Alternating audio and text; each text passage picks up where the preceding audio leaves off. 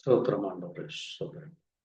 தேவனுடைய பெரிதான கிருபையினாலே இந்த அருமையான நாளிலும் கூட தேவ சமூகத்திலே நாம் மீண்டுமாய் கூடும்படியா தேவனுடைய சத்திய வார்த்தைகளை வாசிக்கவும் தியானிக்கவும் கர்த்தர் நமக்கு கொடுத்த இந்த நல்ல நேரத்திற்காய் நான் கர்த்தரை ஸ்தோத்தரித்து ஒரு நிமிஷம் நாம் ஜெபிக்கலாம். ஸ்தோத்திரம் ஆண்டவரே, ஸ்தோத்தரிக்கிறோம். கிருபையும் இரக்கம் நிறைந்த எங்கள் ஜீவனுள்ள தகப்பனே ஆண்டவரே, ஏசப்பா, இந்த அருமையான நாளுக்கா இந்த நல்ல நாளிலும் தேவனே உங்களுடைய சத்திய வார்த்தைகளை வாசித்து அதிலே சொல்லப்பட்ட சில முக்கியமான காரியங்களை எங்களுடைய ஜீவியத்திலே நீர் எந்த நோக்கத்திற்காய் நீர் வேதத்திலே அநேக காரியங்களை சொல்லி இருக்கிறீரப்பா ஆண்டவரே. இந்த வேதமானது நம்ம விசுவாசிக்கிற ஒவ்வொரு பிள்ளைகளுக்கும் சொல்லப்பட்டது. அந்த விசுவாசியுடைய ஜீவியத்திலே அந்த விசுவாசி எப்படியாய் ஜீவிக்க வேண்டும், எப்படியாய் உமக்கு பிரியமாய் நடக்க வேண்டும், எப்படி என்ன என்று நீர் அநேக ஆலோசனைகளை கொடுத்திருக்கிறீரப்பா. அநேக காரியங்களை இதிலே சொல்லி இருக்கிறீர் ஆண்டவரே. அது மட்டுமல்ல, உண்மை அறிகிற அறிவும் உமக்கு பயப்படுகிற பயத்தையும் ஆண்டவரே, உங்களே நாங்கள் எப்படியாய் இந்த பூமியிலே நாங்கள் எப்படிப்பட்டவர்கள் என்ன என்று இன்னும் அநேக ரகசியங்களை, மறைபொருட்களை, அதிசயங்களை, ஆசீர்வாதங்களை, எங்களுக்கு நன்மைகளையும் ஆண்டவரே இன்னும் மகத்துவமான காரியங்களையும் நீ செய்து வைத்திருக்கிறீரப்பா. இந்த வேதத்திலே அதை நாங்கள் அறிந்து கொள்ளத்தக்கதாக இந்த நேரத்திலே வேதத்தின் மகத்துவங்களை, மகிமைகளை புரிந்து கொள்ளத்தக்கதாய் நீ தாமே இந்த நேரத்திலே எங்களோடு கூட பேசி அதில் சொல்லப்பட்ட காரியங்களை அறிந்து கொள்ளவும், அதிலே மகிமையான காரியங்கள் எங்கள் ஜீவியத்திலே அது எவ்விதமாய் கிரியை செய்து கொண்டிருக்கிறது என்ற இன்னுமாய் உணர்ந்து கொள்ளத்தக்கதாய், இன்னுமாய் அதை புரிந்து கொள்ளத்தக்கதாக தேவ கிருபையை தாரும். இந்த நேரத்திலே வாசித்து தியானிக்க போற வார்த்தைக்காய் நன்றி செலுத்துகிறோம். பேசுகிற அடியானை மறைத்து மூடி பேசும் கேட்கிற ஒவ்வொரு தேவ பிள்ளைகளுடைய இருதயத்தை தேவ தயவும் தேவ கிருபையும் நீரை தர வேண்டும். இயேசு கிறிஸ்துவினுடைய பரிசுத்த நாமத்திலே ஆமென். கர்த்தர் தாமே எங்களை ஒவ்வொருவரையும் ஆசீர்வதிப்பாராக. ஆண்டவராகிய இயேசு கிறிஸ்துவின் இனி நல் நாமத்திலே மீண்டுமாய் உங்களுக்கு தேவனுடைய பெரிதான கிருபையினாலே இந்த நாளிலும் அவருடைய வார்த்தைகளை வாசிக்க தியானிக்க கர்த்தர் நமக்கு கொடுத்த இந்த நல்ல வேலைக்காக நான் அவருக்கு நன்றி சொல்லி நாம் இந்த நாளிலும் வேத புத்தகத்திலே பிலிப்பியர் எழுதின அப்போஸ்தலனாகிய பவுல் பிலிப்பியர் பட்டணத்திற்கு எழுதின வேத பகுதி 4ஆம் அதிகாரத்திலே 5 முதல் 8 வரை வாசித்து நாம் இந்த நாளுக்குரிய செய்திக்குள்ளாய் கடந்து செல்லலாம். உங்கள் சாந்த குணம் எல்லா மனுஷருக்கும் தெரிந்திருப்பதா கர்த்தர் சமீபமாய் இருக்கிறார். நீங்கள் ஒன்றுக்கும் கவலைப்படாமல் எல்லாவற்றையும் குறித்து உங்கள் விண்ணப்பங்களை ஸ்தோத்திரத்தோடு கூடிய ஜெபத்தினாலும் வேண்டினாலும் தெரியப்படுத்துங்கள். அப்பொழுது எல்லா புத்திக்கும் மேலான தேவ சமாதானம் உங்கள் இருதயங்களையும் உங்கள் சிந்தைகளையும் கிறிஸ்து இயேசுக்குள்ளாக காத்து. கடைசியாக சகோதரரே, உண்மையுள்ளவைகள் எவைகளோ, ஒழுக்கமுள்ளவைகள் எவைகளோ, நீதியுள்ளவைகள் எவைகளோ, கற்புள்ளவைகள் எவைகளோ, அன்புள்ளவைகள் எவைகளோ, நற்கீர்த்தி உள்ளவைகள் எவைகளோ, புண்ணியம் எதுவோ, புகழ் எதுவோ, அவைகளே சிந்தித்துக் கொண்டிருங்கள். ஆம், வாசித்த வார்த்தையை கர்த்தர் தாமே ஆசீர்வதிப்பாராக. இந்த நல்ல நாளிலும் கூட வேதத்திலே அப்போஸ்தலனாகிய பவுல் சொல்லி இருக்கிற மிக முக்கியமான காரியங்களிலே இந்த காரியமும் ஒரு காரியமாக இன்றைக்கு நாம் ஜெபிக்க போகிறோம். ஏனென்றால் இந்த வேதம் நம்மை ஆண்டவரும் நம்மை தேவனுடைய பிள்ளைகளாகி நம் ஒவ்வொருவரையும் நம்மை அவருடைய பிள்ளையாகவும் அது மட்டுமல்ல சிநேகிதராகவும் இன்னும் சகோதரராக இங்கே வேதத்திலே ஆண்டவர் இயேசு கிறிஸ்து இந்த பூமியில் இருக்கும் பொழுது சொல்லி இருக்கிறார். நான் உங்களை என் சிநேகிதனே என்பேன் என்றார். அது மட்டுமல்ல, அவர் யூத கோத்திரத்திலே பிறந்ததினாலே அவர் ஆவிக்குரிய பிரகாரமாக அல்ல, மாம்ச பிரகாரமாக இந்த பூமியிலே குமாரனாய் வந்து நம்ம எல்லோருக்கும் அவர் ஒரு சகோதரனை போல இந்த பூமியிலே ஜீவித்தார். அது மட்டுமல்ல, அவர் நம்முடைய பிதாவாக இருக்கிறார். அவர் நம்முடைய ஆவிக்குரிய தேவனாக இருக்கிறார். அப்படிப்பட்ட தேவன் தன்னுடைய பிள்ளைகளாகிய பவுல் மூலமாக இந்த நாளிலே வேதத்திலே வாசித்த இந்த காரியத்தை குறித்து இதிலே ஒரு மிக முக்கியமான ஒரு காரியத்தை நாம் இன்றைக்கு தியானிக்க போகிறோம். தேவன் தனிப்பட்ட வாழ்க்கையிலே இங்கே அப்போஸ்தலன் பவுல் சொல்லும் பொழுது இந்த 8ஆம் அதிகாரத்திலே பார்க்கும் பொழுது ஒரு 9 காரியங்களை சொல்லி இருக்கிறார். எப்படி அந்த கலாத்தியர் 5:22 நாம் வாசிக்கிற பொழுது ஆவியின் கனிகளோ 9 என்பதை போல இங்கே தனி மனிதனுடைய வாழ்க்கையிலும் இந்த 9 காரியங்கள் மிக அவசியமாக இருக்க வேண்டியதாக இருக்கிறது. அதுவே தனி மனித ஒழுக்கமும், குடும்பத்திலே ஒழுக்கமும், சபையிலே ஒழுக்கமும், இந்த 3 காரியங்களை நாம் இன்றைக்கு தியானிக்க போகிறோம். ஏனென்றால் நாம் தான் தேவனுடைய சபையாய் இருக்கிறோம், நாம் தான் தேவனுடைய குடும்பமாய் இருக்கிறோம், நாம் தான் தேவனுடைய தனி மனிதர்களாக இருக்கிறோம். பாருங்கள், இந்த 3மே அது ஒவ்வொருவருக்கும் உரியதாக இருக்கிறது. யாரெல்லாம் அவரை விசுவாசிக்கிறார்களோ, யாரெல்லாம் அவரை தேவன் என்று அறிக்கையிட்டு, யாரெல்லாம் அவரை பின்பற்ற வேண்டும், அவரை கர்த்தராய் ஏற்றுக்கொண்டு, அவர் எனக்காக மரித்து உயிர்த்தெழுந்தார், எனக்காக தன்னுடைய ஜீவனையே கொடுத்த அந்த தேவன் என்று அவரை விசுவாசிக்கிறார்களோ, அவர்களுக்காக சொல்லப்பட்ட மிக முக்கியமான காரியமாக இருக்கிறது. ஆகவேதான் நாம் இன்றைக்கு இந்த அதிகாரத்திலே சொல்லப்பட்ட இந்த வசனத்தை இன்னுமாய் கூட நாம் ஆழ்ந்து சிந்திக்கலாம். அங்கே சொல்லி இருக்கிற பொழுது, உண்மை உள்ளவைகள் எவைகளோ, தேவன் உண்மையாக இருக்கிறது போல நாமும் உண்மையாக இருக்க வேண்டும் என்று சொல்லி, அவர் சத்தியம் உள்ளவராக இருக்கிறது போல நாமும் சத்தியத்திலே பேச வேண்டும். சத்தியமாக நம்முடைய ஜீவியமானது பொய்களை பேசாதபடி இப்படியாக சொல்லப்பட்டிருக்கு. அதுபோல அவர் பரிசுத்தம் உள்ளவர், அவர் ஒழுக்கம் உள்ளவர், அவர் கற்புள்ள தேவனாய், அவர் நீதியுள்ள தேவனாய், அவர் அன்புள்ள தேவனாய் இருக்கிறார். அது மட்டுமல்ல, அவர் நமக்கு அநேக புண்ணியமான காரியங்களை செய்திருக்கிறார். அவரை நாம் புகழ்ந்து பாடி இப்படி அநேக காரியங்கள் வேதத்திலே அவரை குறித்து சொல்லி இருக்கிறது. அதை போல நாமும் இந்த பூமியிலே தேவனுக்காக உண்மை உள்ளவர்களாக இருக்க வேண்டும் என்றும், ஒழுக்கம் உள்ளவர்களாக இருக்க வேண்டும் என்றும், நீதி உள்ளவர்களாகவும், கற்புள்ளவர்களாகவும், அன்புள்ளவர்களாகவும், நற்கீர்த்தி ஆன காரியங்கள், அங்கே தேவனுடைய நாமத்திற்கு மகிமையாக தேவன நாமத்தை மட்டுமே நாம் கூறுகிறவர்களாக, அது மட்டுமே தேவன் நமக்கு செய்த அந்த புண்ணியத்தை அறிவிக்கிறவர்களாக, தேவன் நம்மை அவர் எவ்விதமா இந்த பூமியிலே வைத்தார் என்று அவருடைய புகழை நாம் சொல்ல, இப்படிப்பட்ட காரியங்கள் தான் நாம் என்ன செய்து கொண்டிருக்க வேண்டுமாமாம், அவைகளை சிந்தித்து கொண்டிருக்க வேண்டும் என்று இங்கே அப்போஸ்தலனாகிய பவுல் சொல்லுகிறார். இப்பொழுது நாம் தனி மனிதனுடைய ஜீவியத்தை குறித்து முதலாவது பார்க்கலாம், பிறகு குடும்ப காரியத்தை பார்க்கலாம். ஏனென்றால் ஒரு மனிதன் மூலமாகத்தான் அந்த குடும்பம் வருகிறது. அது ஆணோ பெண்ணோ, அவர்கள் மூலமாகத்தான் குடும்பமானது அங்கே அமைக்கப்படுகிறது. ஆகவே பாருங்கள், ஒரு தனி மனிதன், அந்த மனிதனுடைய ஜீவியத்திலே அவன் எப்படி இருக்க வேண்டும் என்று வேதம் நமக்கு மிக முக்கியமான சில காரியங்களை சொல்லுகிறது. நாம் வாசிக்கலாம். எபிரேயர் புஸ்தகம் 12ஆம் அதிகாரத்திலே 1ஆம் வசனத்திலிருந்து வாசிக்கலாம். ஆகையால் மேகம் போன்ற இத்தனை திரளான சாட்சிகள் நம்மை சூழ்ந்து கொண்டிருக்க, பாரமான யாவற்றையும் நம்மை சுற்றி நெருங்கி நிற்கின்ற பாவத்தை தள்ளிவிட்டு, விசுவாசத்தை துவக்குகிறவரும் முடிக்கிறவருமாய் இருக்கிற இயேசுவை நோக்கி நமக்கு நியமித்திருக்கிற ஓட்டத்தில் பொறுமையோட ஓட கடவுள். அவர் தமக்கு முன் வைத்திருந்த சந்தோஷத்தின் பொருட்டு அவமானத்தை எண்ணாமல் சிலுவையை சகித்து தேவனுடைய சிங்காசனத்தின் வலது பாதத்தில் வீற்றிருக்கிறார். ஆகையால் நீங்கள் இளைப்புள்ளவர்களாய் உங்கள் ஆத்துமாக்களில் சோர்ந்து போகாதபடிக்கு தமக்கு விரோதமாய் பாவிகளால் செய்யப்பட்ட இவ்விதமான விபரீதங்களை சகித்த அவரையே நினைத்துக் கொள்ளுங்கள். பாவத்திற்கு விரோதமாய் போராடுகிறதில் ரத்தம் சிந்தப்பட்டதாக நீங்கள் இன்னும் எதிர்த்து நிற்கவில்லையே.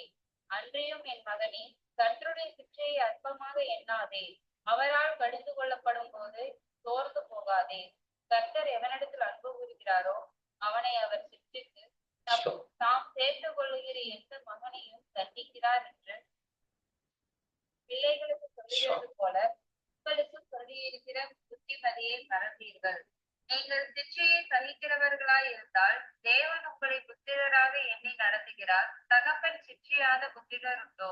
எல்லோருக்கும் கிடைக்கும் சிற்றை உங்களுக்கு கிடையாதிருந்தால் நீங்கள் புத்திரராய் இராமல் தேசி பிள்ளைகளாய் இருப்பீர்களே. அன்றியும் நம்முடைய சரீரத்தின் தகப்பன்மார்கள் நம்மை சிற்றிக்கும் போது அவர்களுக்கு நாம் அஞ்சி நடந்திருக்க நாம் பிழைக்கத்தக்கதாக ஆவிகளின் பிதாவுக்கு வெகு அதிகமாய் அடங்கி நடக்க வேண்டும் அல்லவா? அவர்கள் தங்களுக்கு நலமென்று தோன்றினபடி கொஞ்ச காலம் புச்சித்தார்கள். இவரோ தம்முடைய பரிசுத்தத்துக்கு நாம் பங்குள்ளவர்களாகும் பொருட்டு நம்முடைய பிரயோஜனத்துக்காகவே நம்மை சிற்றிக்கிறார். எந்த சிற்றியும் தற்காலத்தில் சந்தோஷமாய் காணாமல் துக்கமாய் காணும். ஆயினும் பிற்காலத்தில் அதில் பாழாகினவர்களுக்கு அது பழகினவர்கள் வாசிக்கலாம். ஆகிலும் பிற்காலத்தில் அதில் பழகினவர்களுக்கு அது நீதியாகிய சமாதான பலனை தரும். இங்கே அப்போஸ்தலனாகிய பவுல் ஒரு மிக முக்கியமான ஒரு காரியத்தை குறித்து பேசுகிறார். அங்கே 11ஆம் அதிகாரத்திலே அங்கே அநேக சாட்சிகள் எப்படி தேவனுக்காய் சாட்சியா இருந்தார்கள், அவர்கள் எப்படி தேவனுக்காக அங்கே பாவத்தையும் அது மட்டுமல்ல அக்கிரமத்தை அநியாயத்தை அவர்கள் அங்கே எதிர்த்து நின்றவர்களாக அதை விட்டு தேவனுக்காக அங்கே தேவனுடைய ஓட்டத்திலே ஓடினார்கள் என்று அங்கே அவர் சொல்லி இருக்கிறார். ஆகவே இவைகள் எல்லாம் நமக்கு ஒரு பெரிய சந்தோஷத்தை தருகிறது. அது மட்டுமல்ல, ஆண்டவராகிய இயேசு கிறிஸ்துவும் இந்த பூமியிலே அந்த சிலுவை என்கிற அந்த மரணம் அது ஒரு அவமான சின்னமாக இருந்தது. ஏனென்றால் அது சிலுவையில அங்கே அது மரத்திலே தூக்கப்பட்டவன் எவனும் சபிக்கப்பட்டவன் என்று வேதம் சொல்லி இருக்கிறது. பாருங்கள், அது ஒரு சாபத்தின் அடையாளமாக இருந்தது அந்த சிலுவை மரணம் ஒரு காலத்திலே. ஆனால் தேவன் அந்த அவமானத்தை எண்ணாமல் அந்த அப்படிப்பட்டதான ஒரு பெரிய அது ஒரு சாபமான அது ஒரு அந்த நாட்களிலே பேசப்பட்ட காரியமானது, அதை அவர் ஏற்றுக்கொண்டு அவர் நமக்காக சாபமானார் என்று வேதம் சொல்லியிருக்கிறது. ஏன் அப்படி ஆகிறார் என்றால், அவர் நம்மை இந்த பூமியில அன்பு கூறுகிற அந்த காரியமானது, அந்த அன்பை அவர் எப்படி அங்கே தானும் அதை ருசிக்கும்படியா கர்த்தருடைய அந்த அன்பை அவரும் அதை ருசித்தார். அதுதான் அவருக்கு கொடுக்கப்பட்ட ஒரு சிக்ஷையாக இருந்தது. பாருங்கள், அதனால்தான் அங்கே பிதாவானவர் அவர் இந்த பூமியிலே குமாரனாக இருக்கும் பொழுது மற்றவருடைய பாவத்தை அவர் சுமந்ததினாலே அந்த மரணம் என்கிற சிலுவை மரணம் அது ஒரு பெரிய தண்டனையாக இருந்தது. அந்த தண்டனையை அவர் ஏற்றுக்கொண்டார். நமக்கு விர வேண்டிய தண்டனையை அவர் ஏற்றுக்கொள்கிறார். அதனால்தான் இங்கே சொல்லியிருக்கிறது, சிட்சையை சகித்தால் தேவன் உங்களை புத்திரராக எண்ணி நடத்துகிறார், தகப்பன் சிட்சியாத புத்திரன் உண்டோ என்று இங்கே சொல்லியிருக்கிறார். ஆகவே பாருங்கள், இந்த சரீரத்தின் தகப்பன் நம்மை சிட்சிக்கும் பொழுது அவர்களுக்கு நாம் நஞ்சு இருக்க பிழைக்கத்தக்க ஆவியின் பிதாவுக்கு நாம் வெகு அதிகமாய் அடங்கி நடக்க வேண்டுமா என்று இங்கே தேவன் தன்னுடைய பிள்ளைகளை அங்கே சிட்சை என்பது இந்த பூமியிலே நமக்கு தேவன் கொடுக்கிற சில ஒரு சில காரியங்களை நம்மை சீர்திருத்தும்படியாய் அது நம்மை சரிபடுத்தி கொள்ளும்படியாய் அங்கே தேவனுக்கு பிரியமில்லாத காரியங்களை நம்முடைய சிந்தையிலோ நம்முடைய இருதயத்திலோ நம்முடைய வழிகளிலோ காணப்படும் பொழுது அவைகளை நாம் முற்றிலும் விலகி அப்படிப்பட்ட காரியங்களை செய்யக்கூடாதபடி அங்கே நாம் ஜாக்கிரதையாக இருக்க வேண்டும் என்று வேதம் நமக்கு சொல்லுகிறது. அதைத்தான் அங்கே வெளிப்படுத்தல் 3ஆம் அதிகாரத்திலே 19ஆம் வசனமானது ஒரு காரியத்தை குறித்து தேவன் நமக்கு சொல்லுகிறார். பாருங்கள், அங்கே அவர் சொல்லுகிற பொழுது, நான் நேசிக்கிறவர்கள் எவர்களோ அவர்களை கடிந்து கொண்டு சிட்சிக்கிறேன், ஆகையால் நீ ஜாக்கிரதையாயிருந்து மனம் திரும்பு என்று அவர் சொல்லுகிறார். பாருங்கள், தேவன் நம்மை நேசிப்பதனாலே அவர் நாம் செய்கிற அங்கே ஒரு கால் நாம் இந்த பூமியிலே அங்கே ஒரு பாவியான மனிதனை போல நாம் பாவத்திலே ஜீவித்திருக்கலாம், அல்லது நாம் திருடி இருக்கலாம், அல்லது விபச்சாரமோ, அல்லது அங்கே மற்றவர்களை குறித்து பழி சொல்லுகிறவர்களாகவோ, மற்றவர்களை கேலியும் கிண்டலும் பரியாசம் செய்கிறவர்களா, அல்லது மற்றவர்களை துன்பப்படுத்துகிறவர்களாகவோ, மற்றவர்களை குறித்து புறங்கூறுவர்களாக, இப்படி நமக்குள்ளாக காரியங்கள் காணப்படும் பொழுது அந்த காரியத்தை தேவன் அப்படி செய்யக்கூடாது என்று அவர் வேதத்தின் மூலமாய் நம்மை கடிந்து கொள்கிறார். அப்பொழுது அந்த கடிந்து கொள்ளுதலானது நம்மை சீர்படுத்துகிறதாக. ஆகவே தேவன் நாம் ஜாக்கிரதையாய் நடந்து கொள்ள, நாம் ஜாக்கிரதையாய் பேச வேண்டும், ஜாக்கிரதையாய் ஜீவிக்க வேண்டும் என்று சொல்லி அவர் நம்முடைய ஜீவியம் அல்லது ஒரு ஜாக்கிரதை உள்ள ஜீவியமாய் இருக்க வேண்டும். அது மட்டுமல்ல, மனம் திரும்பின ஜீவியம் காணப்பட வேண்டும் என்று தேவன் விரும்புகிறார். அதுவே தனிமனித ஒழுக்கமாக இருக்கிறது. தனிமனிதன் தேவனுடைய வார்த்தையின்படி ஜீவிக்கிற காரியமாக இருக்கிறது. ஆகவேதான் இங்கே அவர் சொல்லும் பொழுது கூட நீங்கள் வாசித்தீர்களானால் 2 தீமோத்தேயு 1ஆம் அதிகாரத்திலே அங்கே அப்போஸ்தலனாகிய பவுல் இன்னும் ஒரு சில காரியங்களை கூறுகிறார். 2 தீமோத்தேயு 1 4, 5, 6, 7 வாசிக்கலாம்.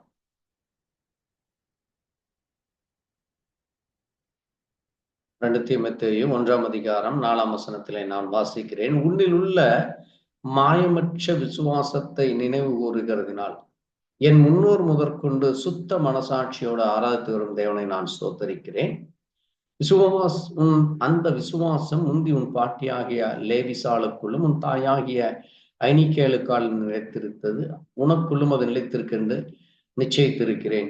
இது நிமித்தம் நான் உன்மேல் என் கைகளை வைத்தனால் உனக்கு உண்டான தேவ வரத்தை அனல் மூட்டி எழுப்பிவிடு படி உனக்கு நினைப்பூட்டுகிறேன். தேவன் நமக்கு பயமுள்ள ஆவியை கூடாமல் பலமும் அன்பும் தெளிந்த புத்தியுமுள்ள ஆவியை கொடுத்திருக்கிறார்.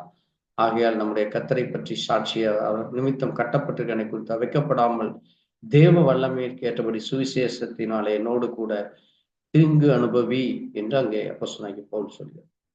பாருங்கள், இங்கே நம்முடைய விசுவாசமானது, தேவன் மேலே வைக்கிற விசுவாசமானது அது மாயமற்றதாக இருக்க வேண்டும். அது மட்டுமல்ல, நம்முடைய ஜீவியமானது அது பயத்தோடு அல்லது ஒரு தெளிவில்லாமலோ அல்லது ஒரு குழப்பமாகவோ அல்லது பலவீனமாகவோ அல்ல. நம்முடைய தேவன் எப்படி அவர் பலமுள்ளவராய், அன்புள்ளவராய், தெளிந்த புத்தி உள்ளவராய் இருக்கிறாரோ அப்படிப்பட்டதான அந்த தேவ கிருபையின் ஆவியை, தேவ இரக்கத்தின் ஆவியை, பலத்தின் ஆவியை, அன்பின் ஆவியை, தெளிந்த புத்தியுள்ள ஆவியை நமக்கு கொடுத்திருக்கிறார். ஆகவே அது நமக்குள்ளாக நிலைத்திருத்து அது நிச்சயிக்கப்பட வேண்டும் என்று அங்கே அப்போஸ்தலனாகிய பவுல் சொல்றார். அது மாயமற்றதாக இருக்க வேண்டும்.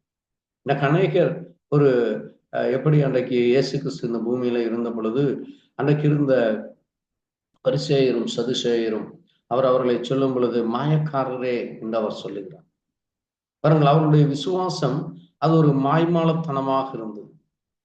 அவர் காண்கிற பொழுது அது தேவனுக்குரிய அந்த உண்மையான விசுவாசமாக இல்லை. அது நமக்குள்ளும் இருக்கக்கூடாது என்று நம்மை இங்கே எச்சரிக்கிறார். அதுதான் தனி மனித ஒழுக்கமாக இருக்கு. அங்கே ஒரு நபருக்கு தகுந்த மாதிரி, மற்றவர்களுக்கு தகுந்த மாதிரி நம்மை வேஷம் காட்டுவது நம்மள இருக்கக்கூடாது என்று தேவன் எச்சரிக்கிறார். அதைத்தான் உன்னில் உள்ள மாயமற்ற விசுவாசம் என்று அங்கே தீத்துவை குறித்து, இங்கே தீமோத்தேயு குறித்து அப்போஸ்தலனாகிய பவுல் அங்கே சொல்லுகிற பொழுது அவனுடைய பாட்டிக்குள்ளாய் அந்த விசுவாசம் இருந்தது, அவனுடைய தாய்க்குள்ளும் அது இருந்தது என்று பார்க்க முடியும். பாருங்கள், அது சந்ததி சந்ததியாக வருகிற ஒரு மாயமற்ற விசுவாசம். ஆகவேதான் தேவன் அங்கே ஆபிரகாமை ஆசீர்வதித்த பொழுது கூட ஆபிரகாம் அங்கே விசுவாசத்திலே அவன் தேவனை விசுவாசித்தான். அது தேவன் அவனை நீதிமான் ஆக்கினார் என்று பார்க்கிறோம். அந்த விசுவாசத்தினாலே அங்கே ஆபிரகாம் அநேக காரியங்களை தேவனிடத்திலே பெற்றார். ஆகவே தேவனை குறித்து எந்த ஒரு அவிசுவாசம் கொள்ளாதபடி அங்கே அந்த உண்மையான மாயமற்ற அந்த விசுவாசம் ஆபிரகாமுக்குள்ளாய் காணப்படும். அது தொடர்ச்சியாக இங்கே தீமோத்தேயுனுடைய பாட்டியாகிய லேவிசாளுக்குள்ளும் அவனுடைய தாயாகிய ஐநேக்கிக்குள்ளும் இருந்தது. அது உனக்குள்ளும் நிலைத்திருக்கிறது என்று நான் நிச்சயித்திருக்கிறேன் என்று அங்கே அப்போஸ்தலனாகிய பவுல் அங்கே தீமோத்தேயு பவுலோடு கூட பிரயாணம் செய்த நாட்களிலே தீமோத்தேயுக்குள் இருந்த அந்த விசுவாசத்தை குறித்து இங்கே சாட்சி கொடுக்கிறார். அது மட்டுமல்ல, அங்கே அப்போஸ்தலனாகிய பவுல் அங்கே அவருடைய ஜீவியத்திற்காக அவர் மேல் கைகளை வைத்து ஜெபிக்கிற பொழுது ஊழியத்திற்காக அங்கே தேவனுடைய அந்த வரமானது இங்கே தீமோத்தேயு மேலே விழுவதும் அது அனல் மூட்டி அது நெருப்பு விடுகிறதாக அது ஒரு பெரிய காரியத்தை செய்கிறது. ஆக இன்றைக்கும் பாருங்கள், தேவனுடைய பிள்ளைகளாகிய நாம் ஒவ்வொருவரும் நாம் அந்த விசுவாசத்திலே இந்த தெளிந்த புத்தி உள்ளவர்களாக, அது மட்டுமல்ல மாயமற்ற விசுவாசத்திலே நாம் நிலைத்திருக்க வேண்டும். அது தொடர்ந்து நமக்குள்ளும் நம்முடைய பிள்ளைகளுக்குள்ளும் பிள்ளைகளுடைய பிள்ளைகளுக்குள்ளும் அந்த முழு குடும்பத்திற்குள்ளும் இருக்க வேண்டும் என்று இங்கே பவுல் சொல்லி இருக்கிறார். ஏதோ நான் விசுவாசித்தேன், அது என்னோடு அல்ல, அது தொடர்ந்து நம்முடைய சந்ததி முழுவதும் அது நிலைத்திருக்க வேண்டும், அது தொடர்ந்து வர வேண்டும். எனக்கு அநேக குடும்பங்களிலே பார்க்கிற பொழுது இப்படிப்பட்ட ஒரு சாட்சியுள்ள ஜீவியம் அந்த குடும்பத்திலே தொடர்ந்து நிலைத்திருக்கிற அந்த விசுவாசம் இருக்கிறதா என்று நமக்கு அது நம்மை நாமே சோதிக்க வேண்டிய காலத்திலே இருக்கிறோம். ஆகவேதான் பாருங்கள், அங்கே அப்போஸ்தலனாகிய பவுல் கூட இன்னொரு காரியத்தை சொல்லுகிறார். தீத்து 2ஆம் அதிகாரத்திலே வாசிக்கலாம். தீத்து 2ஆம் அதிகாரத்திலே 12ஆம் வசனத்தை வாசிக்கலாம்.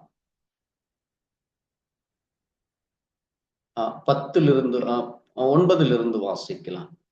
வேலைக்காரர் நம்முடைய இரட்சகராகிய தேவனுடைய உபதேசத்தை எல்லாவற்றிலும் அலங்கரிக்கத்தக்கதாக தங்கள் எஜமான்களுக்கு கீழ்ப்படிந்திருந்து எதிர்த்து பேசாமல் எல்லாவற்றிலும் பிரியமுண்டாக நடந்து கொள்ளவும், திருடாமல் இருந்து சகல விதத்திலும் நல்லுண்மையை காண்பிக்கவும் புத்தி சொல்லு.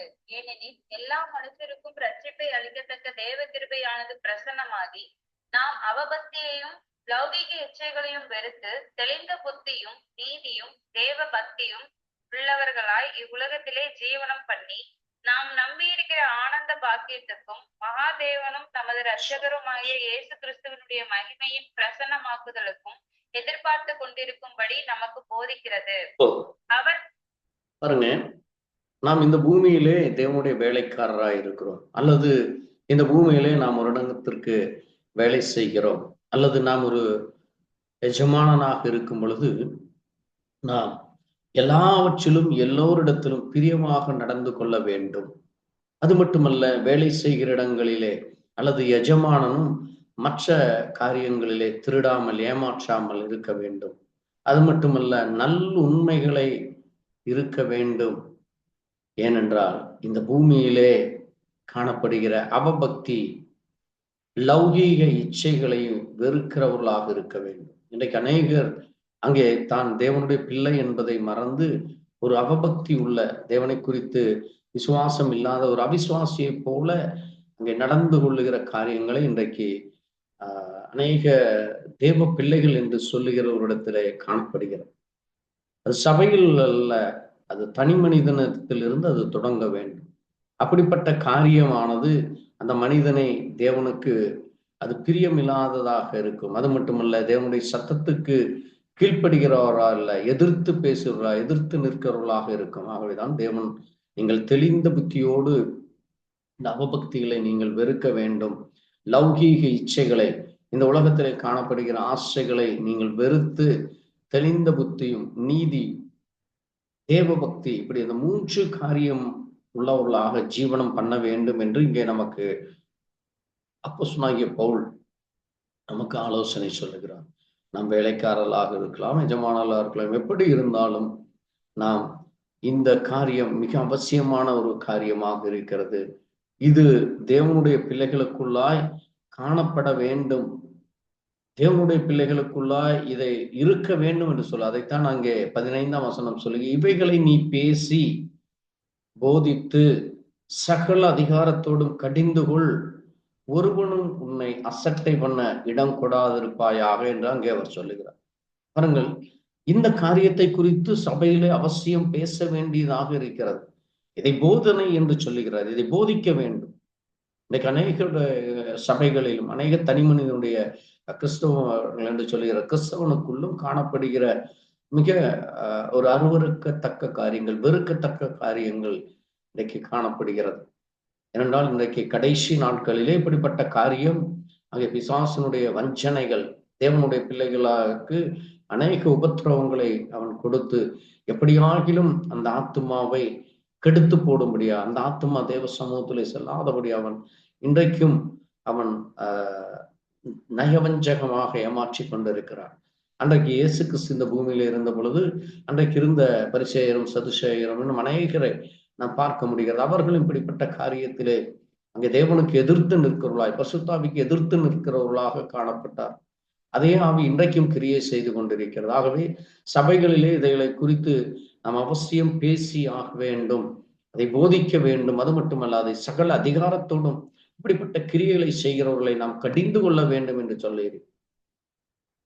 ஏனென்றால் நீங்கள் திருடாமலும் எதிர்த்து பேசாமல் நல்ல உண்மை உள்ளவர்களாய் கீழ்ப்படிந்திருக்கிறவர்களாக நீதி உள்ளவர்களாய் தெளிந்த புத்தி உள்ளவர்களாய் தெய்வ பக்தி உள்ளவர்களாக காணப்பட வேண்டும். இதுவே தனிமனித ஒழுக்கம், இதுவே தனிமனித நம்முடைய ஜீவியத்திலே காணப்பட வேண்டிய மிக அவசியமான ஒரு காரியமாக இருக்கிறது என்று இங்கே அவர் சொல்லுகிறார். அது நமக்குள்ளாக காணப்பட வேண்டும், அது நமக்குள்ளாக இருந்து அது கிரியை செய்ய வேண்டும். அதைத்தான் அங்கே யாக்கோபு கூட வாசிக்கும் பொழுது யாக்கோபு 1ஆம் அதிகாரத்திலே அங்கே சொல்லுகிறார் பாருங்கள், சோதனையை சகிக்கிற மனுஷன் பாக்கியவான், அவன் உத்தமன் என்று விளங்கின பின்பு கர்த்தர் தம்மிடத்தில் அன்பு அவனுக்கு வாக்குத்தத்தம் என ஜீவ கிரீடத்தை தருவார்கள். அப்பொழுது நாம் பாருங்க, இந்த பூமியிலே நாம் திருடாமலும் பொய் பேசாமலும் அல்லது அங்கே இச்சைகளை வெறுத்து ஒதுக்குறவர்களாக அங்கே மாம்சத்துக்குரிய காரியங்களை நாம் வெறுத்து ஒதுக்குறவர்கள் பொழுது அது நமக்கு அநேக உபத்திரவங்களை கொடுக்கும். அல்லது மற்றவர்கள் நம்மோடு கூட ஐக்கியப்படாதபடி, அல்லது மற்றவர்கள் நம்மோடு கூட நம்மை கேலியும் கிண்டலும் பரியாசம் செய்கிறது போல இப்படிப்பட்ட சோதனைகள் நமக்கு ஏற்படும். அப்படிப்பட்ட அந்த சோதனைகளை நாம் சகிக்க வேண்டும், பொறுமையோடு இருக்க வேண்டும். மற்றவர்கள் நம்மை பரியாசமோ கேலியோ செய்தால் நம்மை குறித்து இவன் பொய்யே பேசாதவனை போல நடிக்கிறான், அல்லது இவன் இங்கே வேண்டுமென்றே அங்கே தன்னை பெரிய ஆளாகி காட்டிக்கொள்ள செய்கிறான், இப்படியாக நம்மை குறித்து அங்கே அவதூறு பரப்பும்படியா, அல்லது நம்முடைய குடும்பத்தை அல்லது தனிமனித ஜீவியத்தை அல்லது நம்முடைய குடும்ப காரியங்களை குறித்து சொல்லி அங்கே அவமானமும் நம்மை குறித்து அங்கே புறங்கூறுகிறவர்களாக பொய்களையே பேசிக் கொண்டிருக்கிறவர்களாக நம்மை சுற்றி நடக்கிற காரியம். இதை பார்க்கும் பொழுது அது நமக்கு ஒரு மனவேதனையை கொடுப்பது போல இருக்கும். இதுவெல்லாம் நமக்கு ஒரு சோதனையாக இருக்கிறது. இப்படிப்பட்ட சோதனைகளை நாம் சகிக்க வேண்டியது அவசியம் என்று வேதம் நமக்கு சொல்ல. அதைத்தான் சோதனையை சகிக்கிற மனுஷன் பாக்கியவான். நமக்கு ஏதோ ஒரு பெரிய சோதனை என்றல்ல, பண விஷயத்திலோ அல்லது சரீர விஷயத்திலோ அல்ல, ஆவிக்குரிய ஜீவியத்திலே நீங்கள் உண்மையாக இருக்கும் பொழுது தேவனுடைய வார்த்தையின்படி விசுவாசத்தோடு பரிசுத்தத்தோடு ஒழுக்கத்தோடு உண்மையோடு நடக்கிற பொழுது நம்மை சுற்றியும் இருக்கிறவர்கள் நிச்சயமாகவே நம்மை பரியாசமும் கேலியும் கிண்டலும் செய்து அல்லது நம்மை பற்றி தூற்றி பேசி ஏதாவது ஒரு சிறு காரியங்களிலே பாருங்கள், அங்கே தானியேலுடைய வாழ்க்கையிலே தானியேலை குறித்து எந்த ஒரு காரியத்திலும் குற்றம் கண்டுபிடிக்க முடியவில்லை. ஆகவேதான் அவர்களுடைய வேத காரியத்திலே ஆராதனை காரியத்திலே குற்றவாளி என்று சொல்லி அங்கே சிங்க குகையிலே போடுவதை நாம் தியானித்திருக்கிறோம். அது ஒரு சோதனை.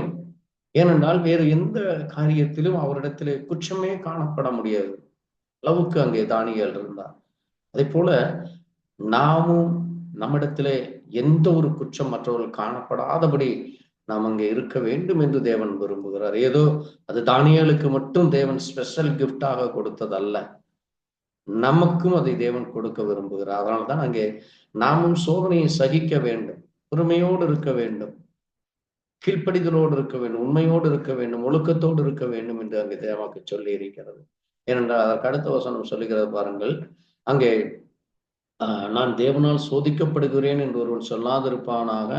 தேவன் பொல்லாங்கினால் சோதிக்கிறவர் அல்ல, ஒருவனையும் அவர் சோதிக்கிறவர் அல்ல இது சொல்லுகிறது. ஏன் அங்கே தொடர்ந்து சொல்லும் பொழுது அவனவன் தன் தன் சுய இச்சையினால் இழுக்கப்பட்டு சிக்குண்டு சோதிக்கப்படுகிறான். இங்கே ஒரு இடத்திலே வேலை செய்கிற பொழுது ஏதாவது ஒரு காரியம், பண ஆசையோ அல்லது பண தேவைகளோ, அல்லது அங்கே வேலை செய்கிற இடத்திலே அங்கே நம்மை மேட்டுமைப்படுத்துவதோ பெருமைப்படுத்திக் கொள்வதோ, அல்லது மற்றவர்களிடத்திலே அங்கே செய்கிற காரியங்களானது அது நம்மை அங்கே பிரச்சனைகளுக்குள்ளாக இழுக்கப்பட்டு அல்லது அங்கே ஒரு பெரிய ஒரு போராட்டமான சூழ்நிலை எப்படியாக நாம் அங்கே சிக்குண்டு சோதிக்கப்படுகிறோம். அல்லது குடும்பத்திலும் அது போல நண்பர்கள் உறவினர்களிடத்தில் எப்படிப்பட்ட காரியங்கள் அங்கே நாம் சிக்குண்டு நண்பர்களோடு செல்லும் பொழுது அவர்கள் செய்கிற காரியங்களை நம்மையும் செய்ய சொல்லுவார். அல்லது அவர்கள் பேசுவது போல அவர்களுக்கு அங்கே இந்த காரியத்தை நான் இப்படி பொய் சொல்லுகிறேன், இதை நீயும் ஆமாம் என்று சொல்லும் பொழுது நாம் அதை சொல்ல முடியாது. ஆனால் அவன் சொல்லுகிறானே என்று சொல்லி அவனை பிரியப்படுத்த நாம் அப்படி பொய் சொல்லுகிறோம். அல்லது அவனை அங்கே நட்பு வேண்டும் என்று சொல்லி அவனுடைய காரியத்தை நாமும் செய்யும் பொழுது அதுதான் சுய இச்சை. அதான் நம்ம என்ன செய்கிறது, அதில் இழுக்கப்பட்டு சிக்குண்டு நாம் சோதிக்கப்படுகிறோம். அங்கே அதைத்தான் சொல்லுகிறது, அது போன்ற இச்சை அது போன்ற காரியங்கள் அது கர்ப்பம் தரித்து பாவத்தை பிறப்பிக்கும். பாவம் மரணமாகும் பொழுது அது மரணத்தை பிறப்பிக்கும் என்று சொல்லி அதுதான் சொல்றார் பாருங்க. என் பிரியமான சகோதரரே எப்படி இருக்கக்கூடாதாமாம்? 16ஆம் வசனம் சொல்லுகிறது, வாசிங்க. என் பிரியமான சகோதரரே மோசம் அதான் மோசம் போக்குகிற காரியம். நம்மை அது மோசம் போக்கி விடும். அவை நாம் மிகவும் எச்சரிக்கையாக இருக்க வேண்டும். இன்னைக்கு அநேகர் சொல்வார், இல்ல நான் சரியா இருந்தேன், என்னுடைய குடும்பத்தினர் அல்லது நண்பர்கள் அல்லது வேலை செய்கிற இடங்களிலே இப்படி சொன்னார்கள், செய்தார்கள், நான் அதிலே மோசம் போகிவிட்டேன் என்று. அதான் இங்கே வேதம் சொல்லுகிறது. நீங்கள் சோதிக்கப்படுகிற நேரங்களிலே அது தேவனால் வருகிறது. தேவன் என்னை இப்படி சோதித்தார் என்று அல்ல, நாம் அதிலே போய் சிக்குண்டு விடுகிறோம். நாம் அதையிலே அங்கே அவர்களை வேண்டும் அல்லது இது வேண்டும் அது வேண்டும் என்று நாம் சுயத்திலே சிந்திப்பதினாலே அது நம்மை மோசம் போக்கி விடுகிறதாக இருக்கிறது. ஆகவேதான் பாருங்கள், நாம் எந்த ஒரு காரியம் செய்யும் பொழுது சுய சிந்தை உள்ளவர்களா, அங்கே நம்முடைய சிந்தையானது அதை குறித்து மிக ஜாக்கிரதையோடு எல்லா காரியமும் ஒவ்வொரு நாளும் ஒவ்வொரு நிமிஷமும் நாம் செய்கிற பேசுகிற நடக்கிற சகலத்திலும் நாம் ஞானமுள்ளவர்களாக இருக்க வேண்டும். அந்த காரியம் தானியேல் இடத்திலே காணப்பட்டது. அந்த காரியம் வேதத்தில் அநேக தேவ மனுஷர்களிடத்திலே காணப்பட்டது. அது நமக்குள்ளும் காணப்பட வேண்டும்.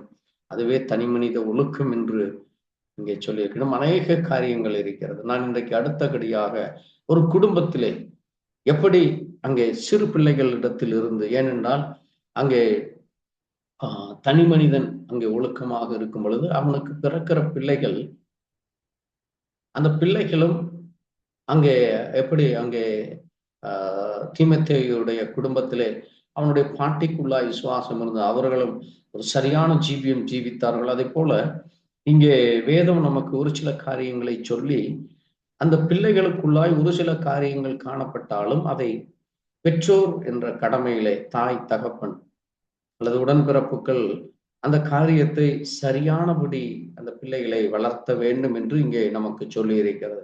அதுல மிக முக்கியமான ஒரு காரியம் உபாகமம் 6ஆம் அதிகாரத்திலே தேவன் அங்கே நமக்கு சொல்லுகிற காரியமானது. வாசிக்கலாம். உபாகமம் 6ஆம் அதிகாரத்திலே 6-7 நாம் வாசிக்கலாம்.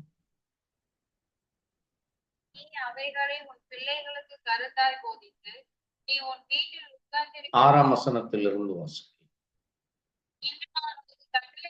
வார்த்தைகள் இருதயத்தில் குத்த கடவது. பாருங்க, ஆண்டவர் ஒரு மனிதனுக்கு சொல்லுகிறார், ஒரு தகப்பனுக்கோ அல்லது ஒரு தாய்க்கோ அந்த காரியத்தை சொல்லுகிறார். என்னவென்றால் தேவன் நமக்கு கட்டளை கொடுக்கிறார். இதுதான் கமாண்ட்மெண்ட்ஸ்.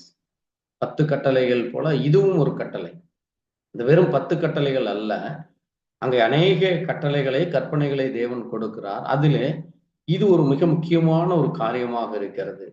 அதை என்ன செய்து வைத்துக் கொள்ள வேண்டுமாமாம்? இந்த வார்த்தைகள் இருதயத்திலே இருக்க வேண்டும். ஒவ்வொரு மனிதனுடைய இருதயத்திலே இருக்க வேண்டும். அதனுடைய உள்ளர்த்தத்தை நாம் புரிந்து கொள்ள வேண்டும். இன்று நான் உனக்கு கட்டளையிடுகிற இந்த வார்த்தைகள், இனிமேல் வாசிக்க போகிற அந்த வார்த்தைகள் உன் இருதயத்தில் என்று சொல்ல, அதை யாரெல்லாம் வாசிக்கிறார்களோ அவர்கள் ஒவ்வொருவருடைய இருதயத்திலும் அது இருக்க வேண்டும். ஏனென்றால் நீ அவைகளை உன் பிள்ளைகளுக்கு கருத்தாய் போதித்து நடக்கிற போதும் படுத்துக் கொள்ளுகிற போதும் எழுந்திருக்கிற போதும் அவைகளை குறித்து பேசி அவைகளை உன் கையின் மேல் அடையாளமாக கட்டிக் கொள்வாயாக. அவைகள் உன் கண்களுக்கு நடுவே ஞாபகக்குறியாய் இருக்க கடவது. அவைகளை உன் வீட்டு நிலைகளிலும் உன் வாசல்களிலும் எழுதுவாயாக.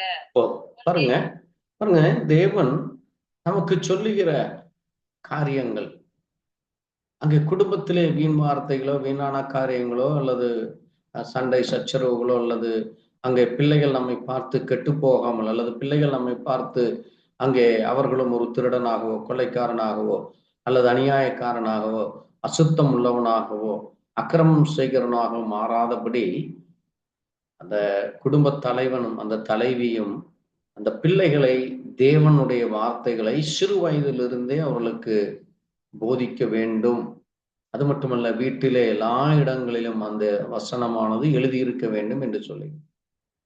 ஏன் அதை சொல்லுகிறார் என்றால், பாருங்கள், இங்கே வேதத்திலே நாம் கடந்த நாட்களிலே கூட தியானித்தோம். அங்கே 1 சாமுவேல் 3ஆம் அதிகாரத்திலே அந்த ஏலி என்கிற தேவ மனுஷன், அவன் ஒரு ஆசாரியனாக இருக்கிறான். அன்றைக்கு இருந்த தேவ ஜனங்கள் தேவனுக்கு பலி செலுத்துகிற வருகிற நாட்களிலே அவன்தான் மிக முக்கியமான ஒரு பொறுப்பில் இருக்கிற ஒரு மனிதன். ஆனால் அந்த மனிதன் தன்னுடைய பிள்ளைகள் செய்கிற காரியங்களை வாசியுங்கள். 1 சாமுவேல் 3:13 அங்கு ஒரு காரியம் சொல்லப்பட்டிருக்கிறது. அவன் தங்கள் மேல் சாபத்தை வரப்படுகிறதை அவன் அறிந்திருந்தும் அவர்களை அடக்காமல் போன பாவத்தின் நிமித்தம் நான் அவன் குடும்பத்துக்கு என்றும் நீங்காத நியாய தீர்ப்பு செய்வேன் என்று அவனுக்கு அறிவித்தேன். இந்த ஏலியனுடைய பிள்ளைகள் அவர்கள் செய்கிற தவறான காரியங்கள், அந்த பலி செலுத்துகிற வருகிற பொழுது அருவருப்பான காரியங்களை செய்வதும், விபச்சாரம் செய்வதும், அந்த பலியிலே அவர்கள் எடுத்து தேவனுக்கு முதலாவது படைக்காமல் அவர்கள் எடுத்து புசிப்பதும், அங்கே வருகிற பெண்களோடு விபச்சாரம் செய்கிறது, இப்படி அங்கே தேவ சபையிலே அந்த பிள்ளைகளுடைய செய்கைகள் அது அந்த குடும்பத்திற்கு சாபத்தை கொண்டு வந்ததாம். அதை அவன் அறிந்திருந்தும், ஏலி அறிந்திருக்கிறான்.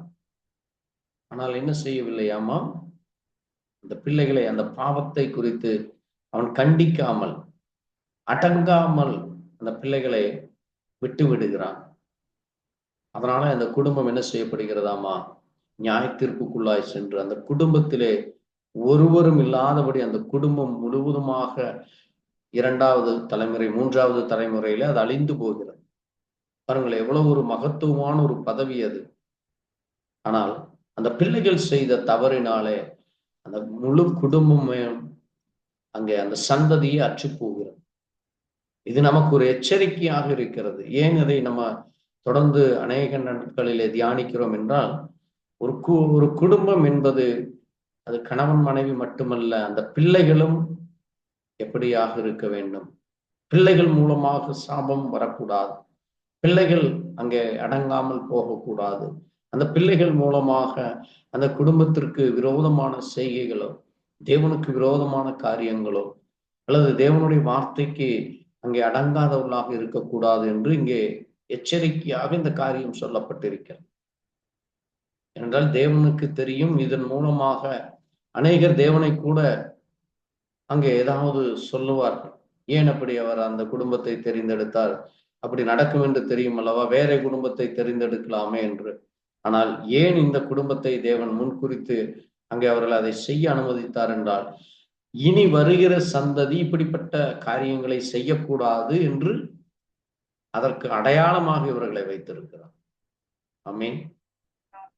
அது நமக்கு ஒரு அடையாளமாக இருக்கிறது. பாருங்கள், இப்படி செய்கிற பொழுது தேவனுக்கு எதிர்த்து நிற்கிற காரியங்கள், தேவனுடைய காரியத்திலே ஒரு பரிசுத்தம் இல்லாமல், கீழ்ப்படிதல் இல்லாமல், உண்மை இல்லாமல் அங்கே அக்கிரமம் செய்கிறது, சபைகளுக்குள்ளாக இவர்கள் செய்த காரியமானது அந்த குடும்பத்தையே அது கொன்று போட்டதாக இருக்கு.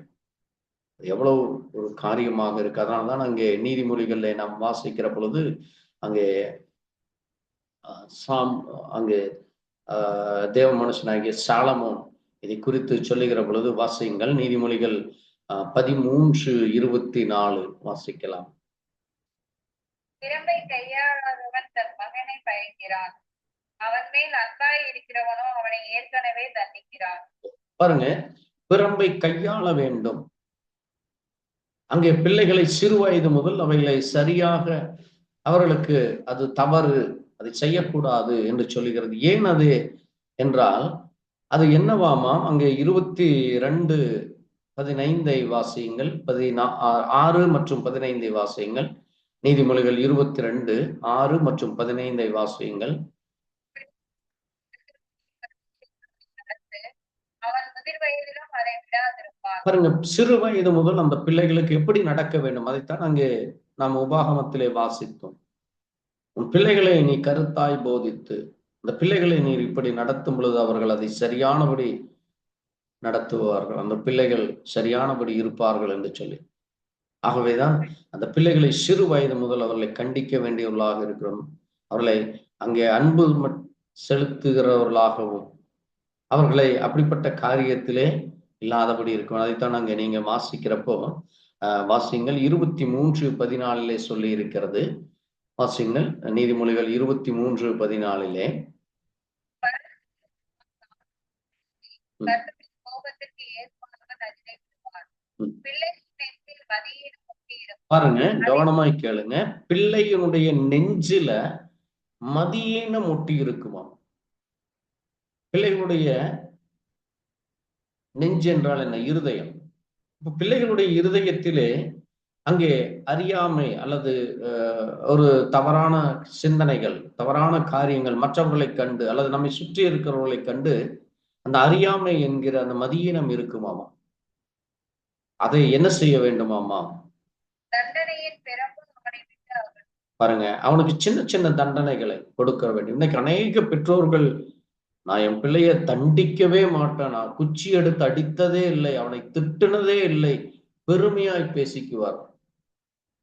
ஆனால் அந்த பெருமை அந்த பிள்ளையை குறித்து எதுவும் சொல்லாமல் விடுகிற பிள்ளை நீங்கள் கவனித்து பார்த்தீர்களானால் வாலிப நாட்களிலே அல்லது அதற்கு பிறகு அவர்கள் அந்த குடும்பம் என்று வருகிற பொழுது அங்கே அவர்கள் படுகிற உபத்திரவம், அவர்கள் படுகிற பிரச்சனைகள், அவர்கள் சந்திக்கிற அங்கே அவமானங்கள், அவர்கள் பிற்காலத்திலே சொல்வார்கள், என் பெற்றோர் எனக்கு சொல்லிக் கொடுக்கவில்லை, என் பெற்றோர் எனக்கு இதை பற்றி ஒன்றுமே சொல்லவில்லை, அவர்கள் என்னை அன்பு அன்பு என்று சொல்லி என்னை அங்கே பாசத்தோடு வைத்து என்னை எல்லாவற்றிலும் அவர்கள் விட்டு விட்டார்கள் என்று சொல்லி இன்றைக்கு அநேக வாலிபர்கள் சொல்லுவதை நாம் கேட்டிருக்கிறோம்.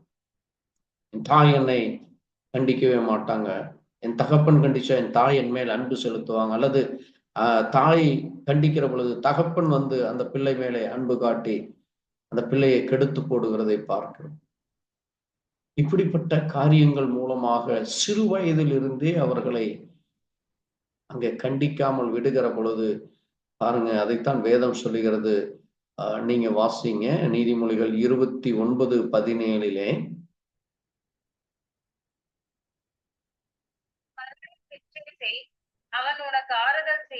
பாருங்க, போதும். உன் மகனை நீ என்ன செய்ய வேண்டுமாமா? சிக்ஷை, அவனுக்கு சின்ன சின்ன தண்டனை கொடு. அவன் தவறு செய்கிற பொழுது எல்லா நேரமும் காலையிலிருந்து தடிய வச்சுட்டு அடிக்கிறதல்ல. அவன் தவறாய் பேசும் பொழுது, கெட்ட வார்த்தை பேசும் பொழுது, அல்லது கெட்ட காரியங்களை செய்யும் பொழுது, அல்லது அவன் செய்கிற காரியங்கள் அந்த குடும்பத்திற்கு, அந்த தாய்க்கு, தகப்பனுக்கு அல்லது அந்த இடத்திலே மற்றவர்களுக்கு முன்பாக நம்மை அங்கே அது நம்மை குறித்து தவறாய் பேசுவதற்கு இடம் கொடுக்கிற பொழுது அந்த பிள்ளையை நாம் சிட்சிக்க வேண்டும். அப்படி சிட்சிக்கிற பொழுது என்னவாகுமாமா? ஒரு காலத்திலே அவன் உனக்கு ஆறுதலை கொண்டு வந்து கொடுப்பான். என் தாய் என்னை சிட்சித்தாள், என் தாய் இந்த காரியத்தின் மூலமாய் என்னை கண்டித்ததினாலே நான் இன்றைக்கு அந்த தவறு செய்யவில்லை, அதை நான் பேசவில்லை, அப்படி நான் நடக்கவில்லை என்று அவன் உங்களுக்கு ஒரு ஆறுதலான பிள்ளையாக இருப்பான். அது மட்டுமல்ல, அந்த ஆத்துமா என்னவாகுமாமா? அந்த ஆத்துமா உங்களுக்கு சந்தோஷத்தை கொண்டு வரும். ஏனென்றால் இன்றைக்கு அநேகர் பார்த்தீங்கன்னா அது முதிர் வயதிலேயும் தவறுகளாய் செய்கிறவர்களாகவே இருப்பார். அங்கே அவர்கள் மறிக்கிற வரைக்கும் அந்த தவறு அவர்களுக்குள்ளாய் காணப்படும். குடும்பத்திலும் அங்கே முற்கோபியாக, அங்கே துர்சிந்தனை உள்ளவனாக, அல்லது அங்கே தரித்திரனாகவோ அல்லது மற்றவர்களை அவமதிக்கிறவனாகவோ தீமைகளை யோசிக்கிறவனாகவோ இப்படிப்பட்ட காரியங்கள் அந்த பிள்ளைகளுக்குள்ளா இன்றைக்கு பார்க்க முடிகிறது. இன்னைக்கு அநேக தனிப்பட்ட ஜீவியத்தில் நீங்கள் பார்த்தால் இந்த காரியம் எல்லாம் காணப்படாது. ஏன் என்றால் சிறு வயது முதல் அவர்களை கண்டிக்காமலோ அல்லது சிறு வயதிலே அவர்களுக்கு அதை குறித்து போதிக்காமலோ இருக்கிறதுனாலே நடக்கிற மிகப்பெரிய காரியமாக இருக்கு. ஆகவேதான் பாருங்களேன், எபேசியர் 6ஆம் அதிகாரத்தில் அப்போஸ்தலனாகிய பவுல் அங்கே நமக்கும் ஒரு காரியத்தை சொல்லுகிறார். அது சிறு பிள்ளைகளுக்கு மட்டுமல்ல, நமக்கும் அது இருக்க வேண்டும் என்று சொல்கிறார். வாசியுங்கள், எபேசியர் 6:4 வாசிக்கலாம். பிதாக்களே, நீங்களும் உங்கள் பிள்ளைகளை கோபப்படுத்தாமல் கர்த்தருக்கேற்ற சிட்சையிலும் போதனையிலும் அவர்களை வளர்த்தீர்களாக. பாருங்க, உங்கள் பிள்ளைகளை கோபப்படுத்துவதல்ல, நாம் தண்டிக்கிறது என்பது அவர்களை கோபப்படுத்த அல்ல. ஏனென்றால் பவுல் அதை சொல்லுகிறார் என்றால், அநேக இடத்துல பாத்தீங்கன்னா அங்கே எல்லா நேரத்திலும் எல்லா காரியத்திலும் தாயோ அல்லது தகப்பனோ அந்த பிள்ளைகளை எந்த ஒரு காரியமும் சிந்திக்க முடியாதபடி, எதையும் அவர்கள் பேசக்கூடாதபடி, எல்லாவற்றிலும் தாங்கள் சொல்லுவது, தாங்கள் செய்ய வேண்டும், நான் என்ன நினைக்கிறேன் அப்படித்தான் நீ நடக்க வேண்டும், நான் என்ன சொன்ன அப்படித்தான் நீ கேட்க வேண்டும் என்று சொல்லி தன்னுடைய விருப்பு வெறுப்புகளை அந்த பிள்ளை மேல் செய்கிறது. அதுதான் பிள்ளைகளுக்கு கோபப்படுத்தும்.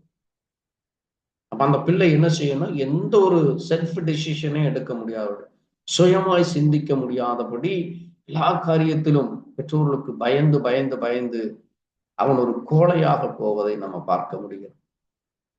அதான் அங்கே உங்கள் பிள்ளைகளை கோபப்படுத்தாமல் கர்த்தருக்கேற்ற சிக்ஷை போதனைகளை அவனை வளர்க்க வேண்டும்.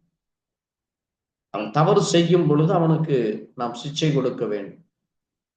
அது மட்டுமல்ல, அந்த தவறை அடுத்த முறை செய்யும் பொழுது அப்படி செய்யக்கூடாது, ஏன் அதை செய்யக்கூடாது என்றால் வேதத்தில் இப்படிப்பட்ட காரியங்கள் இருக்கிறது என்று சொல்லி அதை வேதத்தின் மூலமாக புரிய வைக்க வேண்டும். அதனாலதான் நம்ம ஒவ்வொரு வாரமும் சபைக்கு வருகிறோம். பிள்ளைகளை சிறு வயதிலிருந்து அந்த சிறுவர் பள்ளியிலே உட்கார வைத்து சிறு வயதிலேயே வேதத்திலே அநேக பிள்ளைகள், சிறு பிள்ளைகளுடைய ஜீவியத்தை குறித்து வேதத்தில் இருக்கு. அதை நாம் சின்ன வயதிலிருந்து அவர்களுக்கு கதையாக சொல்லும் பொழுது அந்த உண்மைனா என்ன, ஒழுக்கம்னா என்ன, பரிசுத்தம் என்றால் என்ன, அடிமைனா என்ன, அங்கே நியாயாதிபதி என்றால் என்ன, இப்படி அநேக வேதத்திலே ஆயிரக்கணக்கான தலைப்பு நமக்கு இருக்கு எடுத்து சொல்வதற்கு சிறு குழந்தைகளுக்கு. அதை ஒவ்வொன்றாக சொல்லுவது, தாயை கனம் பண்ணுவது என்றால், தகப்பனை கனம் பண்ணுவது என்றால் என்ன, ஆயுத நாட்கள்னா என்ன, தேவன் என்றால் யார், நியாயத்தீர்ப்பு என்றால் என்ன, இப்படி சொல்லிக்கொண்டே போகலாம். அதை சிறு வயது முதலே அவர்களுக்கு போதிக்க வேண்டும். அப்ப அந்த பிள்ளைகளுக்கு அது அவருடைய சிறு வயது முதலே, எப்படி அங்கு பள்ளிக்கூடம் சென்று அவர்கள் சிறு வயது முதல் ABCD 1 2 3 இப்படி சொல்லி பழகுகிறார்களோ அல்லது அப்பா அம்மா என்று அங்கே எழுதி பழகி அந்த உறவு முறைகளை, படிப்பை கற்றுக்கொள்கிறார். அதை போல வேதத்தை அவர்கள் சிறு வயது முதல் கற்றுக்கொள்ள நீங்கள் அவர்களை போதிக்க வேண்டும். அதனாலதான் அந்த சில்ட்ரன்ஸ்களுக்கு எல்லாமே சண்டே ஸ்கூல் என்பது அது மிக அவசியமான ஒன்றாக இருக்கு. இன்றைக்கு அநேக இடங்களிலே சண்டே ஸ்கூல் நடக்கிறது மிக ரேராக இருக்கு. அதை நடத்துவதற்கு சரியான ஆட்கள் இல்லை, அவர்களிடத்தில் அந்த ஒழுக்கம் இல்லை, அவர்கள் அதை பற்றி கவலைப்படுவதும் இல்லை, நடத்துவதற்கு தயாராக தங்களையும் ஆயத்தப்படுத்தாதபடி இன்றைக்கு நடக்கிற காரியங்களை பார்க்க முடியாது. வெகு சில இடங்களிலே சண்டே ஸ்கூல் இன்றைக்கு நடந்து கொண்டிருக்கிறது. ஏனென்றால் நாங்க 1 மணி நேரம் தான் சர்ச்சுக்கு வர முடியும், அல்லது ஒரு அங்கே காலையில எங்களுக்கு இது இருக்கு அது இருக்கு, பிள்ளையை கொண்டு வந்து விட்டு போறதுக்கு டைம் இல்லை, இப்படி ஏதாவது ஒரு எக்ஸ்கியூஸ் சொல்லிக்கொண்டே இருப்பார். ஆனால் சிறு வயதிலே நீங்கள் அந்த பிள்ளைகளை இங்கே வேதத்தை குறித்தும் இங்கே மற்ற காரியங்களை குறித்து போதித்து வளர்த்தும் பொழுது அந்த பிள்ளைகள் அதை உணர்ந்து கொண்டு ஞானத்தோடு புத்தியோடு நடப்பார். அது நம்முடைய ஒவ்வொரு சபையிலே காணப்பட வேண்டும் என்று நான் விரும்புகிறேன். இன்னைக்கு அப்படிப்பட்ட சபையை தேவன் ஆசீர்வதிக்கிறார். அப்படிப்பட்ட சபைதான் பெருகுகிறது. இல்லை என்றால் அந்த சபையினுடைய பெருக்கமே இருக்காது. என்றால் எங்கே உண்மை இருக்கிறதோ, ஒழுக்கம் இருக்கிறதோ, பரிசுத்தம் இருக்கிறதோ, தேவனுக்கு பயப்படுகிற பயம் இருக்கிறது, அங்கே தேவனுடைய வல்லமை இருக்கும், அங்கே தேவனுடைய கிருபை இருக்கும், அங்கே ஞானத்தோடு நடக்கிற பிள்ளைகள் காணப்படும். இது நமக்குடைய காணப்பட வேண்டும் என்று அங்கே பவுல் நமக்கு புத்தி சொல்லுகிறார். அதனால சொல்றார், நீங்க மனுஷருக்கென்று ஊழியம் செய்யாமல் கர்த்தருக்கென்று நல் மனதோடு ஊழியம் செய்யுங்கள். நீங்க மனுஷரை பிரியப்படுத்துறதல்ல, இங்க சண்டே ஸ்கூல் நடத்துவதோ அல்லது போவதோ வருவதோ மனுஷனை பிரியப்படுத்துவதல்ல. நீங்கள் கிறிஸ்துவின் ஊழியக்காரராய் மனப்பூர்வமாய் தேவனுடைய சித்தத்தின்படி செய்யுங்கள் என்று 6ஆம் வசனம் சொல்லுகிறார். நாம் அதை மனப்பூர்வமாய் செய்ய வேண்டும். ஏதோ சபைக்கு வருவோம் போறோம் என்று அது ஒரு பெரிய கடமையாக இன்றைக்கு அநேகர் பேசுவதை பார்க்கலாம். நான் வாரமானால் சபைக்கு செல்வேன் என்று பெருமையாக சொல்வார்கள். அது பெருமை அல்ல. குடும்பம் தேவனுக்குள்ளாய் ஒரு உண்மையாக இருக்க வேண்டும், ஒழுக்கத்தோடு இருக்க வேண்டும். பிள்ளைகள் கர்த்தருக்கு பயப்படுகிற பயத்தோடு அந்த போதனையில் இருக்கும் பொழுது அதுவே ஒரு உண்மையான ஒரு குடும்பமாக, ஒரு சபையாக காணும். அது நம்முடைய ஒவ்வொரு குடும்பத்திலும் அது காணப்பட வேண்டும் என்று அப்போஸ்தலனாகிய பவுலும் இன்னும் அநேக தேவ மனுஷர்கள் நமக்கு ஆலோசனை கொடுக்கிறார். நாம் தொடர்ந்து ஒரே ஒரு வசனத்தை வாசித்து கொலேசியர் வாசியுங்கள். கொலேசியர் 3ஆம் அதிகாரம், கொலேசியர் 3:12 வாசிக்கலாம். சீக்கிரம் வாசிப்போம். கொலேசியர் 3. நீங்கள் தேவனுக்கு தெரிந்து கொள்ளப்பட்ட பரிசுத்தரும் சிறியருமாய் உருக்கமான இரக்கத்தையும் தயவையும் மனத்தாழ்மையையும் சாந்தத்தையும் நீடிய பொறுமையையும் தரித்துக் கொண்டு ஒருவரை ஒருவர் தாங்கி ஒருவர் பேர் ஒருவருக்கு குறைபாடு உண்டானால் கிறிஸ்து உங்களுக்கு மன்னித்தது போல ஒருவருக்கு ஒருவர் மன்னியுங்கள். பாருங்க, இங்க பாருங்க, தேவனுடைய பிள்ளைகளுக்குள்ள என்ன இருக்க வேண்டுமாமா? பரிசுத்தம் இருக்க வேண்டும், பிரியம் இருக்க வேண்டும், அதே மாதிரி இரக்கம் இருக்க வேண்டும், தயவு வேண்டும், மனத்தாழ்மை வேண்டும், சாந்தம் வேண்டும், நீடிய பொறுமை, இவைகளை நாம் தரித்து கொள்ள வேண்டும். எப்படி இன்னைக்கு அநேகர் பார்த்தீங்கன்னா அங்கே டிசைனா ட்ரெஸ்ஸு, டிசைனா அங்கே போனுகளும் இன்னும் அங்கே தங்களை அலங்கரித்துக் கொள்வதை பார்க்கிறோம். ஆனால் நமக்கு அலங்காரம் என்பது இது தரித்து கொள்ளுதல். You have to wear it. அதை நீங்கள் அணிந்து கொள்ள வேண்டும் என்கிறார். என்னவாமாம்? பரிசுத்தம் இருக்க வேண்டும், தேவனுக்கு பிரியம் இருக்க வேண்டும், இரக்கம் உங்களுக்குள் இருக்க வேண்டும், தயை உங்களுக்குள் இருக்க வேண்டும், மனத்தாழ்மை இருக்க வேண்டும், சாந்தம் வேண்டும், நீடிய பொறுமை வேண்டும். இதை நீங்கள் தரித்து கொள்ள வேண்டும். அது மட்டுமல்ல, ஒருவர் பேரில் ஒரு குறைவுண்டானால் தேவன் நம்மை மன்னித்தவர்கள் ஒருவருக்காய் நாம் ஒருவர் மன்னிக்கிறவர்களாக இருக்கு.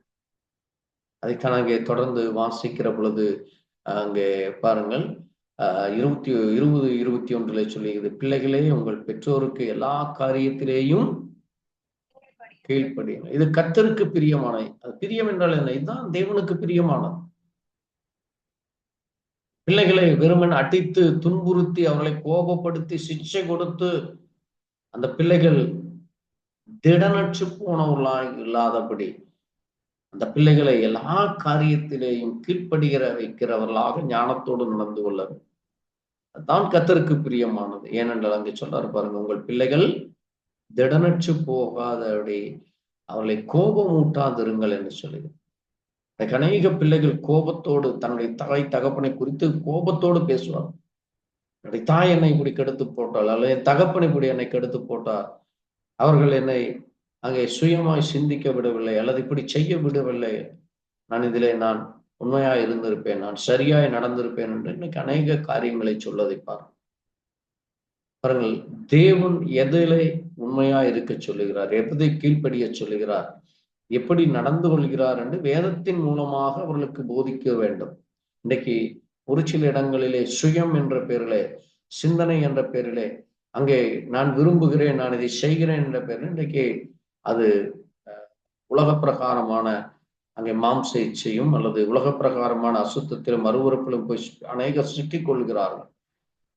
அப்படிப்பட்ட சிந்தை அல்ல, ஒழுக்கமுள்ள சிந்தை, அங்கே நற்கீர்த்தி உள்ளவைகள், கற்புள்ளவைகள், ஒழுக்கமுள்ளவைகள், உண்மையுள்ளவைகளை குறித்து பிள்ளைகளுக்கு போதிக்க வேண்டும். அதுதான் அங்கே நம் தொடக்கத்திலே வாசித்தோம். பிலிப்பு 4:5-8 வாசிக்கிற பொழுது அது நமக்குள்ளாக காணப்பட வேண்டும், அது கணவனுக்குள்ளாய் காணப்பட வேண்டும், புருஷர்களுக்குள்ளாய், மனைவிகளுக்குள்ளாய், பிள்ளைகளுக்குள்ளும் அது காணப்பட வேண்டும். அதான் பெற்றோர்களுக்கு பிள்ளைகள் இப்படிப்பட்ட காரியங்களை பெற்றோர்களிடத்திலும் இருக்க வேண்டும், அப்படிப்பட்ட காரியங்கள் பிள்ளைகளிடத்திலும் இருக்க வேண்டும். அதுவே அது தேவனுக்கு பிரியமான குடும்பமாக இருக்கு. அப்படிப்பட்ட காரியங்கள் தனி மனிதனுக்குள்ளும் அந்த பிள்ளைகளுக்குள்ளும் அது காணப்பட வேண்டும் என்று இப்படி 2 காரியங்களை பார்த்தோம். 3ஆவதாக ஒரே ஒரு காரியத்தை நாம் வேதத்தின் மூலமாய் வாசித்து அதிலே ஒரு 3 காரியத்தை குறித்து நாம் இன்றைக்கு சிந்திக்க போகிறோம். சீக்கிரம் வாசிக்கலாம். தீத்து 3ஆம் அதிகாரம், சீக்கிரம் எடுப்போம். தீத்து 3ஆம் அதிகாரம்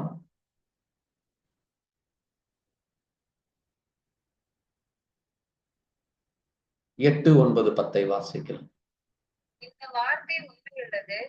தேவனிடத்தில் விசுவாசமானவர்கள் நற்கிரியைகளை செய்ய ஜாக்கிரதையாய் இருக்கும்படி நீ இவைகளை குறித்து திட்டமாய் போதிக்க வேண்டும் என்று விரும்புகிறேன். இவைகளே நன்மையும் மனுஷருக்கு பிரயோஜனம் உள்ளவைகள். புத்தியீனமான தர்க்கங்களையும் வம்ச வரலாறுகளையும் சண்டைகளையும் நியாய பிரமாணத்தை குறித்து உண்டாகுகிற வாக்குவாதங்களையும் விட்டு விலகு. அவைகள் அப்பிரயோஜனமும் வீணுமாய் இருக்கும். வேத புரட்டானாய் இருக்கிற ஒருவனுக்கு நீ இரண்டொரு தரம் புத்தி சொன்ன பின்பு அவனை விட்டு விலகு. அப்படிப்பட்டவன் நிலை தவறி தன்னில் தானே ஆக்கினி தீர்ப்புடையவனாய் பாவம் செய்கிறவன் என்று அறிந்திருக்கிறாயே. பாருங்க, இன்றைக்கு சபைகளிலே, அநேக சபைகளிலே நாம் பார்க்கும் பொழுது புத்தியீனமான காரியங்களை குறித்து தர்க்கம். இந்த சபையில் அப்படி சொல்றார், அந்த சபையில் அப்படி சொல்லார்கள், அல்லது இப்படி வம்ச வரலாறு அப்படி, அல்லது இப்படி என்று சொல்லி தேவையில்லாத காரியங்களை பேசி நேரம் காலமும் வீணடித்து கொண்டு, அல்லது வேதத்திலே சொல்லப்படாத காரியங்களை குறித்து சொல்லி ஜனங்களை திசை திருப்புறவர்களாக இருக்கிற அநேக வேத புரட்டர்கள் இன்றைக்கு எழும்பி இருக்கிறார்கள். பாருங்க, இப்படிப்பட்டவர்களுக்கு நாம் என்னவாக இருக்க வேண்டுமாமாம்? ஜாக்கிரதை உள்ளவர்களாக இருக்க வேண்டும். ஏனென்றால் அது சபையிலே அந்த சபை பிரித்து விடுகிற காரியங்கள், சபையிலே பிரிவினைகளை உண்டு பண்ணும். ஆகவே அங்கே வீணான வாக்குவாதங்களை, வீணான குழப்பங்களை விட்டு, அது வீணும் அப்பிரயோஜனம், ஒரு பிரயோஜனம் இல்லாத காரியம் என்று சொல்லப்பட்டிருக்கிறது. அப்படிப்பட்டவன் நம்முடைய சபையிலே காணப்பட்டால் அவனுக்கு இரண்டொரு தரம் புத்தி சொல்லி அவனை விட்டு விலக வேண்டும். அவனோடு சபைக்குரிய, சபையினுடைய போதனைகள், சபையினுடைய காரியங்களை குறித்து அங்கே வீணான காரியத்தை பேசாதபடி நாம் விலகி இருப்பது நல்லது என்று சொல்லி இருக்கு. அதைத்தான் அங்கே 1 தீமோத்தேயு 1ஆம் அதிகாரத்திலே நீங்கள் வாசிக்கிற பொழுது பாருங்கள், 1 தீமோத்தேயு 1:3 வேற்றுமையான உபதேசங்களை போதியாத விசுவாசத்தினாலே விளங்கும் தெய்வீக பக்திக்கு ஏதுவாய், பக்தி விருத்திக்கு ஏதுவாயிராமல் தர்க்கங்களை ஏதுவாயிருக்கிற கட்டுக்கதைகளை, முடிவில்லாத வம்ச வரலாறையும் கவனியாதபடி நீ சிலருக்கு கட்டளையிடும் பொருட்டு என்று சொல்லுகிறார். இன்னைக்கு அநேக வேற்றுமையான உபதேசங்கள், குழப்பங்களை கொண்டு வருகிற உபதேசங்கள், விசுவாசத்தை அங்கே சரியா இல்லாதபடி விசுவாசத்தை சீர்குலைக்கிற காரியம்.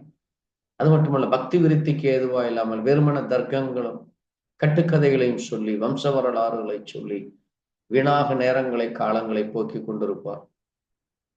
அப்படிப்பட்டவர்களுக்கு நாம் மிகவும் கவனமாக, எச்சரிக்கையாக இருக்க வேண்டும். பாருங்க, 6ஆம் வசனம் சொல்லுது, வீண் பேச்சுக்கு இடம் கொடுத்து விலகி போனார்கள் என்று சொல்லி இருக்கிறார்.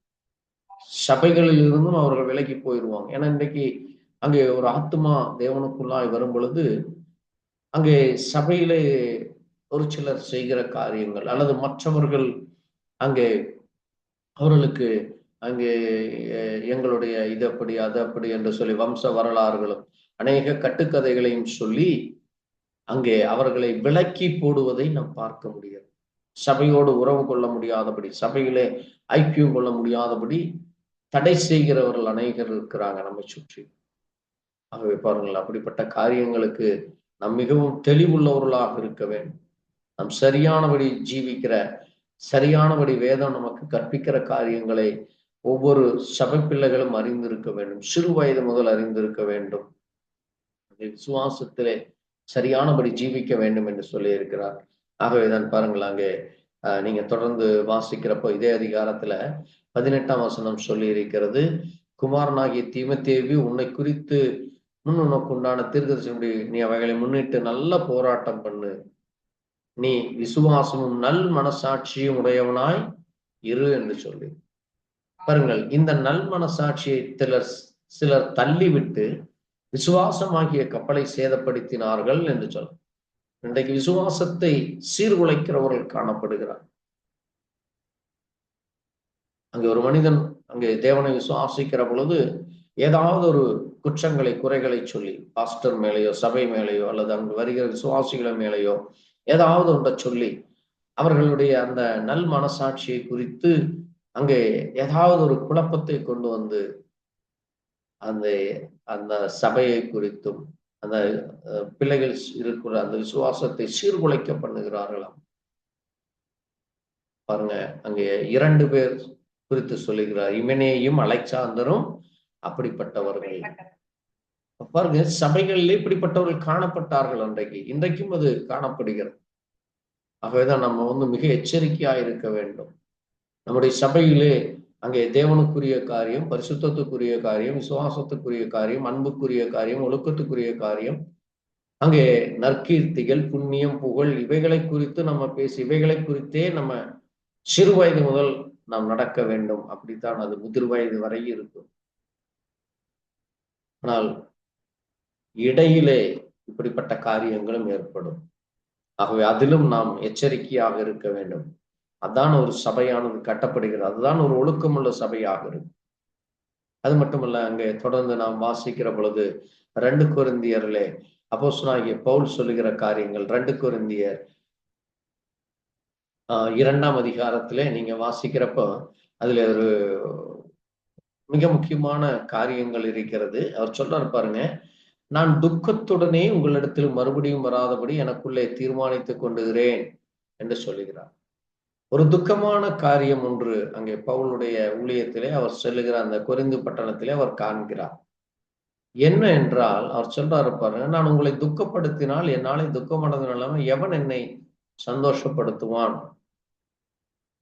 நீங்கள் துக்கப்படும்படி எழுதாமல் நான் உங்கள் மேல் வைத்த அன்பின் மிகுதி அறியும்படியே எனக்கு மிகுந்த வியாகுலமும் மன இடுக்கும் அடைந்து அதிக கண்ணீரோடு உங்களுக்கு எழுதுகிறேன் என்று சொல்லுகிறார். என்ன காரியம் என்றால் அங்கே சொல்றாரு பாருங்க, 11ஆம் வசனத்திலே சாத்தானால் நாம் மோசம் போகாதபடி என்று அங்கே சொல்லி இருக்கிறார். அது அவர் இன்னும் சொல்றாரு பாருங்க, நான் கிறிஸ்துவின் சுவிசேஷத்தை பிரசங்கிப்படும்படி துவேரா பட்டணத்திலே வந்த பொழுது கர்த்தராலே எனக்கு கதவு திறந்திருந்தது என்று சொல்லுகிறார். அங்கே ஒரு சில காரியங்களானது அந்த சபைகளுக்குள்ளாக காணப்படுகிறது. அந்த சபையிலே காணப்படுகிற காரியங்களை நீங்கள் அதற்கு முந்தின அதிகாரத்திலே வாசிக்கிற பொழுது அது பவுலுக்கு மிகுந்த துக்கமானது ஏற்படுகிறது. அங்கே சாத்தானால் மோசம் போன ஜனங்களாக அங்கே ஒரு சிலர் அங்கே இருக்கிறதை அங்கே பார்க்க முடியாது. ஆகவேதான் பாருங்கள், அந்த காரியத்தை குறித்து பவுல் அங்கே பேசுகிறார். அது தேவ பிள்ளைகளிடத்திலே காணப்படக்கூடாது. அது தேவனுடைய பிள்ளைகளுக்கு அது மிகுந்த அங்கே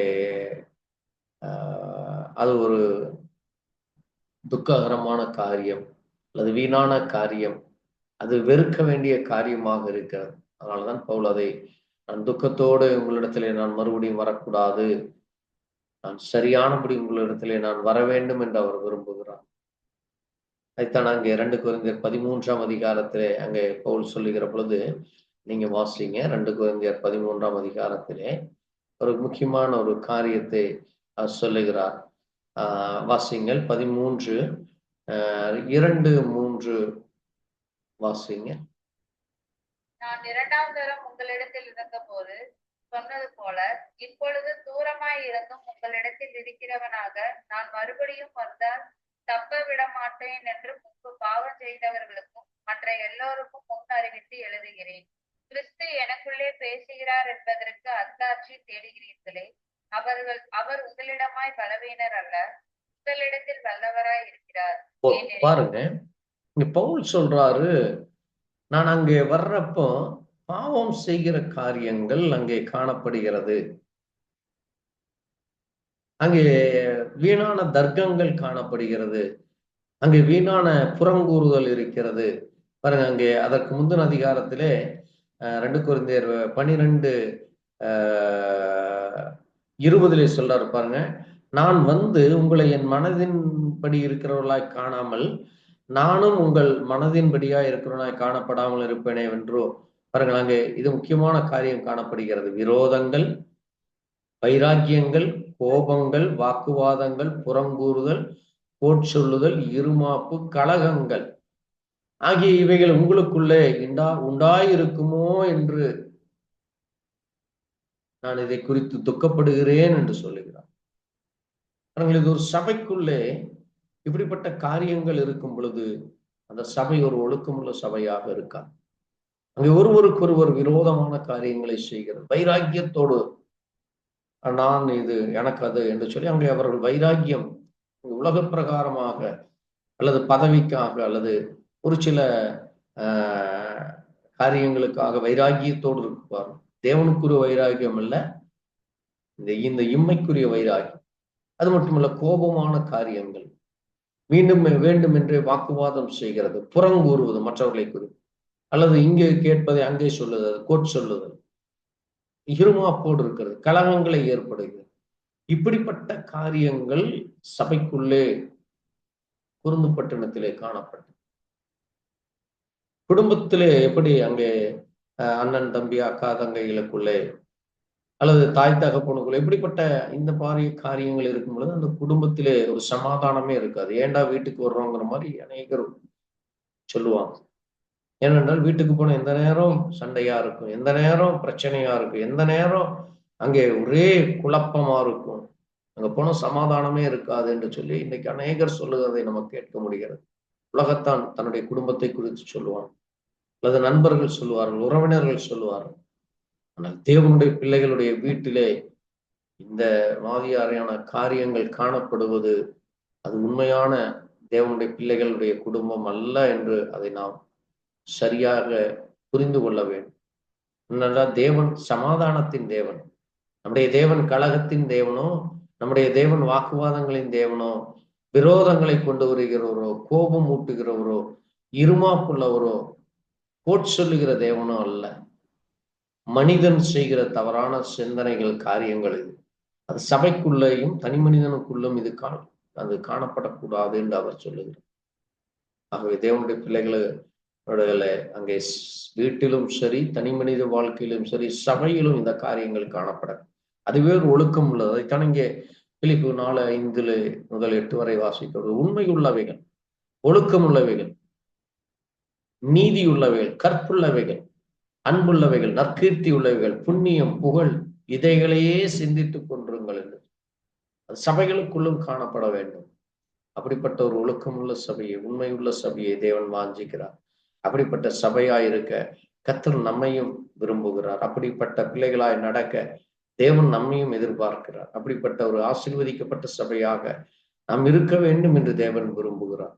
ஆகவே அப்படிப்பட்ட ஒரு சரியான சபையாக அங்கே சரியாய் அங்கே நடக்கிற பிள்ளைகளாய், ஆசீர்வதிக்கப்பட்ட பிள்ளைகளாய், அங்கே தேவனுக்கு கீழ்ப்படிந்து நடக்கிறவர்களா, அங்கே தேவன் நம்மை மன்னித்தது போல மற்றவர்களை மன்னிக்கிறவர்களா, அங்கே மற்றவர்களுக்கு நாம் பொல்லாப்பு செய்யாதபடி, இருமாப்பு செய்யாதபடி, இதுபட்ட காரியங்களை, அப்படிப்பட்ட வேத புரட்டர்களை, அப்படிப்பட்ட குழப்பம் செய்கிறவர்களை நாம் விலகி அவர்களோடு கூட நாமும் பயணம் செய்யாதபடி, அவர்கள் செய்கிற தவறுகளுக்கு நாமும் அங்கே உதவி செய்கிறோம் என்ற பெயரில் நாமும் அதிலே சிக்கிக் கொள்ளாதபடி நாம் மிக எச்சரிக்கையாக இருக்க கர்த்தர் தாமே நம்மை ஆசீர்வதிக்க முடியாது.